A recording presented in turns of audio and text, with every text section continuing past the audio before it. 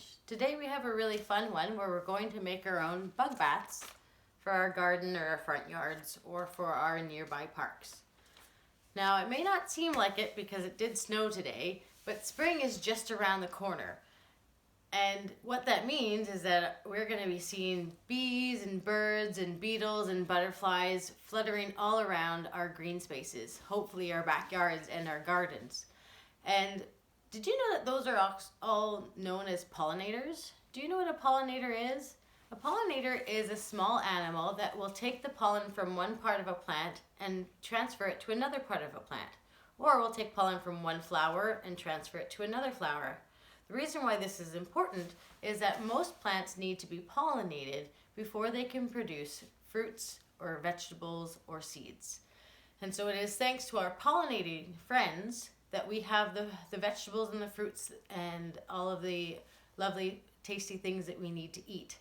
And so pollinators like butterflies and bees need water just like we do, but it can be dangerous for them if they were to try to drink the water from a big puddle or from a lake, because it's very easy for them to get stuck in the water and not be able to get out of the water. And so that's why today we're going to make small little bug baths.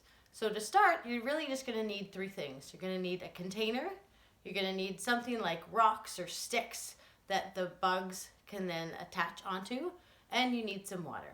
So here are some examples of containers you can use. This is just a metal tin that some tea was in. You can also use a plastic container like a yogurt container or a cream cheese container, or if your parents have something metal around like this, they can also use this. And then you need something that the animals will be able to sit on. So you could either fill this with sticks or you could fill it with rocks like this. And then you just pour your water in. And then what will happen is a little bee will come flying down and see the water and say, "Oh, thank you." And it will either sit on the rock and lick the water off of the rock, or sit on another rock and then drink some of the water.